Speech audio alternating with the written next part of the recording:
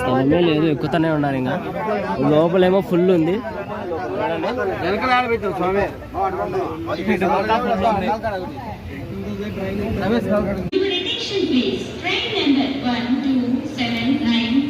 Venkatadri Superfast Express from Kacheguda to Chittoor via Kadapa, Rajampeta, Renigunta, Tirupati will arrive shortly on platform number 2.